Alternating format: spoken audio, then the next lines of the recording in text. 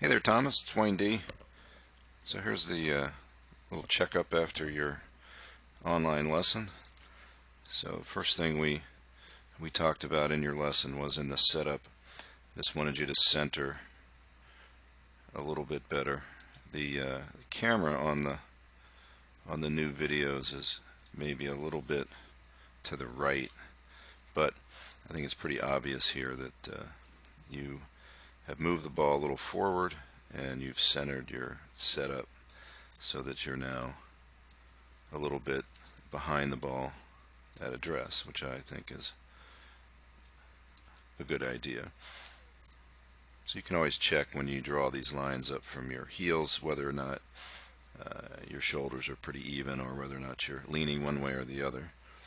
So that's a good thing. That's what we talked about. And then in the swing, the thing that we were focusing on the most was a little bit of an overswing with the right arm going back a little bit too far, pulling it back, so we didn't really want the club below parallel. And when we looked at the down the line view, we saw that the right arm was pulling back and lifting up a little bit as it got to the top right there, and then everything stayed a little bit more out in front of you, because when your sequence is off, so the pullback of the right arm is actually leaning your upper body forward a little bit at the same time as the hips were starting, so we just are off on the sequence a little bit. So the thing we wanted to see was maybe a compacting the swing, make it a little shorter before the right arm got way behind you. So let's check the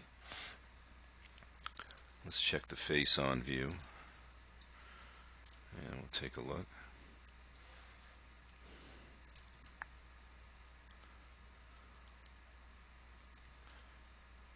See, I think that's a big improvement.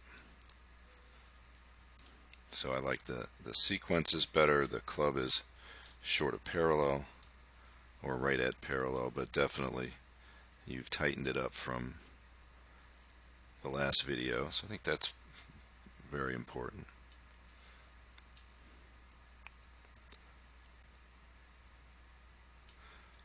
Now, from being a little bit more behind the ball, one thing that's going to be like the next thing that you would work on would be trying to retain more of the angle between the left arm and the shaft, and we'll try to get the hands more forward at impact. But I think that as far as the sequence goes, that you're not being forced to throw the club now. It's probably just a learned release pattern. So I think that's an improvement. Now if we go to the down the line,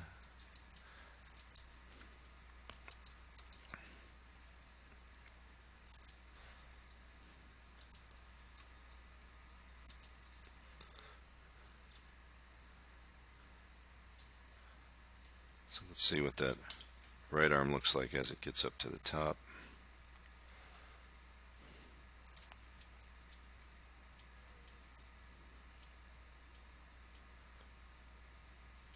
Better. Still a little bit deep, a little bit behind you. I would try to keep it about here.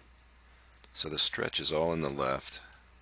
We don't want to use the right arm to stretch back. We want to keep it in front a little bit. So you still see less of that lifting.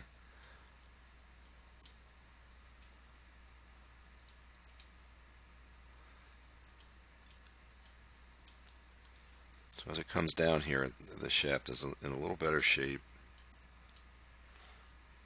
Camera's not picking up the positions between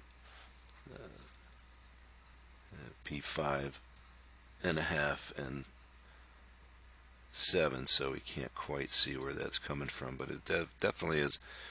The path is a little bit different here.